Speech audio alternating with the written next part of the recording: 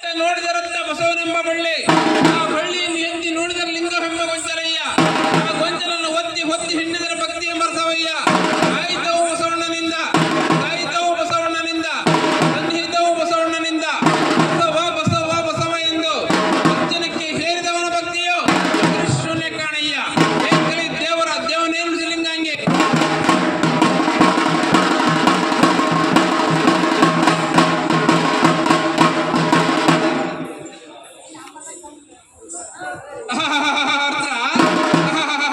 ದೇವ ಶ್ರೀಮತ್ ಪರಮ ಪಾವನ ಚರಿತ ಚಾರಿತರ ಸಂಹಾನಾಂಗ ಮದನ ಮರ್ದನ ಮಾಯೇ ಕೋಲಾಹಲ ನಿತ್ಯ ನಿರಂಜನ ನಿಗಮ ಆಗಮ ಗೋಚರ ಸಚ್ಚಿದಾನಂದ ನಿತ್ಯ ಪರಿಪೂರ್ಣ ಹೃದಯ ಜಗದ್ವಿಸ್ತಾರ ಸ್ತಂಭ ಹೇ ಮೂಲಮಾನ ಶಿವನ ಮೋಹದ ಕುಮಾರನಾದ ಕಟಗ್ರಹದ ಕಲಿ ವೀರಭದ್ರನೇ ಬಾಬರ.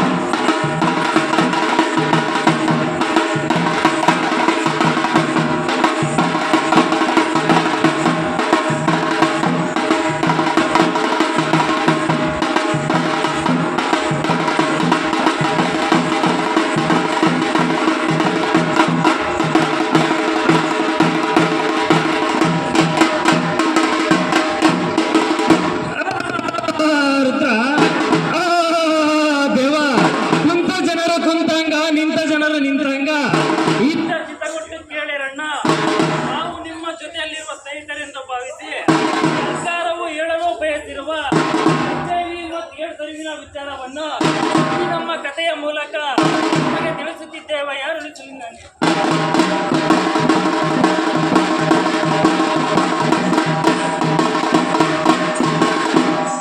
ಏ ದೇವ, ಏ ಶಂಭುವೆ, ಏ ಮಂಜಣ್ಣನೇ, ನೀನು ಮನೆಯೊಳಗೆ ಏನನ್ನು ಮಾಡುತ್ತಿದ್ದೀಯ? ನನಗೆ ಬಾ ಎಂದು ಕರೆಯುತ್ತಿರಲ್ಲ. ದೇವ ಮಲ್ಲಣ್ಣನೇ, ಇಷ್ಟೊಂದು ಕಾಲದಿಂದ ಹತ್ತಿರವಾಗಿ ಕರೆಯುತ್ತಿರುವ ಕಾರಣವನ್ನು ಕಾಣುತ್ತಿರಲ್ಲ. ಲೇ ಮಂಜಣ್ಣನೇ, ನಮ್ಮ ಭದ್ರಾವತಿ ತಾಲೂಕು ಆಸ್ಪತ್ರೆ ಹತ್ತಿರ ಒಂದು ವೀರಗಾಸೆ ನೃತ್ಯವು ನಡೆಯುತ್ತಿರುವ ಹಾಗೆ ಕೇಳಿ ಬರ್ತಿರುವುದು.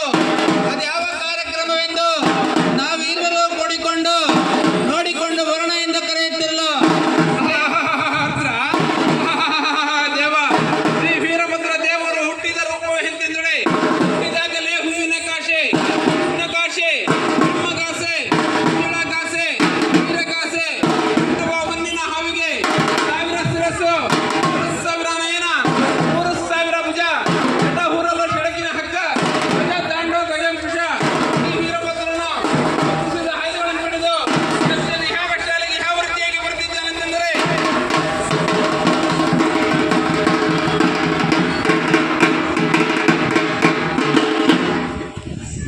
ಏ ದೇವ, ಏ ಶಂಭುವೆ, ಲೇ ಮಂಜಣ್ಣನೇ, ಈ ವೀರಗಾಸೆ ಕಾರ್ಯಕ್ರಮಗಳು ಮಾಡುತ್ತಿರುವ ಹಿಂದಗಡೆಯಲ್ಲಿ ಒಂದು ಬ್ಯಾನರ್ ಕಂಡು ಬರುತ್ತಿರುವುದು. ಅದರಲ್ಲಿ HIV ಸೋಂಕಿನ ಬಗ್ಗೆ, ಏಡ್ಸಿನ ಬಗ್ಗೆ ವಿಚಾರವಿರುವುದು. ಅದರ ಕುರಿತಾಗಿರ್ತಕ್ಕಂಥ ಒಂದು ಜಾಗೃತಿಯ ಕಾರ್ಯಕ್ರಮವನ್ನು ಮಾಡುತ್ತಿದ್ದಾರೆ. ಅಂದಾಗೆ ಒಂದು ವಿಚಾರವನ್ನು ಹೇಳ್ತೇನೆ ಕೇಳು. ಇಂದು ಬೆಳಗ್ಗೆ ನಾನು ಎದ್ದ ಕೂಡಲೇ ಆ ತಿಮ್ಮಯ್ಯನ ಮನೆಗೆ ಹೋಗಿದ್ದೆ. ತಿಮ್ಮಯ್ಯನು ಹೇಗೇಗೋ ಆಡುತ್ತಿದ್ದಾನೆ. ನಿಂತಲ್ಲಿ ನಿಲ್ಲಲಾರ, ಕೂತಲ್ಲಿ ಕೂರಲಾರ, ಆಕಾಶವೇ ತಲೆ ಮೇಲೆ ಬಿದ್ದವನಂತೆ ಚಿಂತಾಕ್ರಾಂತನಾಗಿ ದಿಗ್ಭ್ರಾಂತನಾಗಿ ಕುಳಿತುಕೊಂಡು ಬಿಟ್ಟಿದ್ದಾನೆ. ಏ ಮಲ್ಲಣ್ಣನೇ, ನೀನು ಬೆಳಗ್ಗೆ ಎದ್ದು ಆ ತಿಮ್ಮಯ್ಯನ ಮನೆಗೆ ಹೋಗುತ್ತಿರುವಾಗ ನಾ ಚಾ ಕುಡಿದು ಅಲ್ಲೇ ಕುಳಿತುಕೊಂಡಿದ್ದೆ. ಅಂದ ಹಾಗೆ ನೀನು ಆ ತಿಮ್ಮಯ್ಯನ ಮನೆಗೆ ಹೋದ ಕಾರಣವೇನೆಂದು ಕೇಳುತ್ತಿರಲು. ಲೇ ಮಂಜಣ್ಣನೇ, ತಿಮ್ಮಯ್ಯನು ಇತ್ತೀಚಿನ ದಿನದಲ್ಲಿ ತನ್ನ ಮೈಯಲ್ಲಿ ಆರೋಗ್ಯ ಸರಿಯಿಲ್ಲದ ಕಾರಣ ತಾಲೂಕು ಆಸ್ಪತ್ರೆಗೆ ಹೋಗಿದ್ದಾನಂತೆ. ಅಲ್ಲಿ ಈ ತರ ಒಂದು ವೀರಗಾಸೆ ಕಾರ್ಯಕ್ರಮದ ಮೂಲಕ HIV ಸೋಂಕಿನ ಬಗ್ಗೆ, ಏಡ್ಸಿನ ಬಗ್ಗೆ ಮಾಹಿತಿಯನ್ನು ತಿಳಿದುಕೊಂಡ ನಂತರ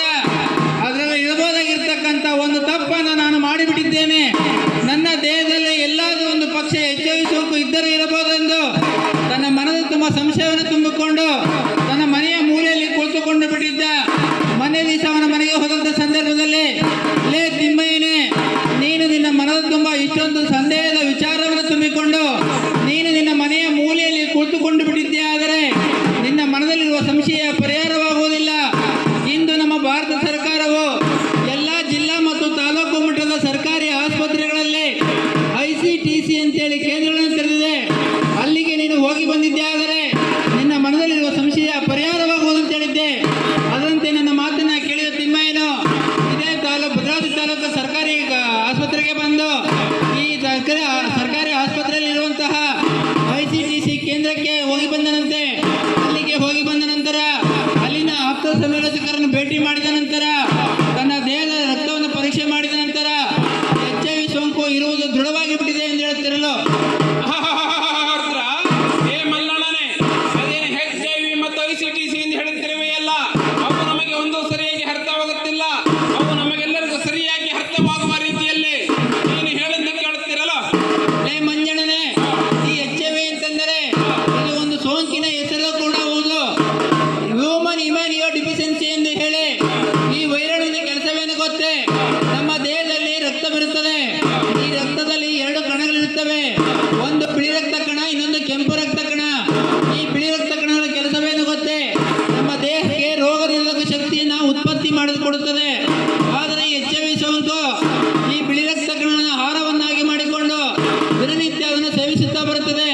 ಹೀಗೆ ದಿನ ಕಳೆದಂತೆ ಹಲವಾರು ದಿನಗಳ ನಂತರ ನಮ್ಮ ದೇಹದ ರಕ್ತದಲ್ಲಿ ಸಂಪೂರ್ಣವಾಗಿ ಬಿಳಿ ರಕ್ತ ಕಣಗಳು ಖಾಲಿಯಾಗಿ ಬಿಡುತ್ತವೆ.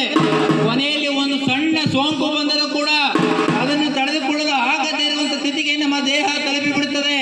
ಅಂತಹ ಸಂದರ್ಭದಲ್ಲಿ ಹಲವಾರು ಸೋಂಕುಗಳು ಬಂದು ನಮ್ಮ ದೇಹವನ್ನು ಸೇರಿಕೊಂಡು ಬಿಡುತ್ತವೆ.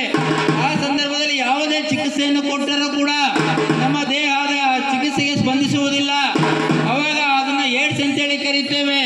ಅದೇ ಮಂಜಣ್ಣನೇ, ಇನ್ನು HIV ಸೋಂಕು ಒಬ್ಬರಿಂದ ಮತ್ತೊಬ್ಬರಿಗೆ, ಒಂದು ಊರಿಂದ ಮತ್ತೊಂದು ಊರಿಗೆ ಪ್ರಮುಖವಾಗಿ 4 ಮಾರ್ಗದಲ್ಲಿ ಮಾತ್ರ ಹರಡುತ್ತದೆ. ಅವು ಯಾವ್ಯಾವೆಂದು ನಂತರ ಹೇಳುತ್ತೇನೆ ಎಂದು ಹೇಳ್ತಿರಲ್ಲ. ದೇವ, ಆಗಲ ಶ್ರೀ ವೀರಭದ್ರನ ತಕ್ಷಣ ಹೋಮಕ್ಕೆ ಹರಿದು ಬಂದು ವಿಷ್ಣುವೇ ಮೊದಲಾದ ದೇವತೆಗಳನ್ನು ಸೆರೆ ಹಿಡಿದು ಸರಸ್ವತಿಯ ದುರ್ಬನ್ನೆ ಕೊಯ್ದು ಲಕ್ಷ್ಮಿಯ ಮೂಗನ್ನು ಹರಿದು ಗಣಪತಿಯ ಹೊಟ್ಟೆಯನ್ನು ಲದ್ದು ದಕ್ಷ ಬ್ರಹ್ಮನ ಎದುರಿಗೆ ಹೋಗಿ ನಿಂತುಕೊಳ್ಳಲು, ಆಗಲ ದಕ್ಷ ಬ್ರಹ್ಮನ ಯಾರ ಮಗನಿಗೆ ನೀನು, ಯಾರ ಮೊಸರಿನಿಂದ ಬಂದಂತಕ್ಕ ಸುಳಿಯ ನೀನು ನಿನ್ನ ಘೋರತನದಿಂದ ದಂಡು ದಾರ್ಪಲ್ಯವನ್ನೆಲ್ಲ ನಾಶ ಮಾಡಿಕೊಂಡು ಹೋಮ ಕುಂಡವನ್ನು ಸ್ಮಶಾನ ಹೋಮವನ್ನಾಗಿ ಮಾಡಿ ನನ್ನ ಹೆದರಿಗೆ ಬಂದು ನಿಂತುಕೊಳ್ಳಲು ಕಾರಣವೇನೆಂದು ಕೇಳುತ್ತಿರಲು, ಆಗಲ ಶ್ರೀ ವೀರಭದ್ರನ ಶಿವನ ಸಿಕ್ಕಿ ನೇತ್ರದಿಂದ ಉದ್ಭವಿಸಿದ ಈ ರಾಜ ವೀರಭದ್ರನು ನಾನು ಎಂದು ಹೇಳಿ ನಮ್ಮ ಶಂಕರನ ಅಪ್ಪಣೆಯಾಗಿರುವುದು. ನಮಗೆ ಬರಬೇಕಾಗಿದ್ದ ರುದ್ರ ಭಾಗದ ಅವಿರ್ಭಾಗವನ್ನು ನೀಡಿ ಎಂದು ಕೇಳುತ್ತಿರಲು, ಈ ಮಾತನ್ನು ಕೇಳಿದ ಈ ಶ್ರೀ ವೀರಭದ್ರನ ಈ ಮಾತನ್ನು ಕೇಳಿದ ದುರ್ನಾಥ ದಕ್ಷ ಬ್ರಹ್ಮನ ಬೂದಿ ಬಡಕನ ಮಗ, ಬಾಯಿ ಬಡಕನ ನೀನು ಬೀದಿಯಲ್ಲಿ ಹೋಗುವ ಭಿಕ್ಷುಕನಿಗಾದರೆ ಕೊಟ್ಟೇನೋ, ತುಂಬ ಬೂದಿ ಬಡಕನಿಗೆ ಮಾತ್ರ ರುದ್ರ ಭಾಗದ ಅವಿರ್ಭಾಗವನ್ನು ನೀಡುವುದು ಅಸಾಧ್ಯವನ್ನು ನುಡಿಯುತ್ತಿರಲು, ಈ ಮಾತನ್ನು ಕೇಳಿದ ಶ್ರೀ ವೀರಭದ್ರನು ದಳ ಮಾಡಕೂಡದೆಂದು ಆಲೋಚಿಸಿ ತನ್ನ ಕರದಲ್ಲಿರುವ ಖಡ್ಗವನ್ನು ತೆಗೆದುಕೊಂಡು ದಕ್ಷ ಬ್ರಹ್ಮನ ಶಿರವನ್ನು ಚರಣ ಕತ್ತರಿಸುತ್ತಿರಲು,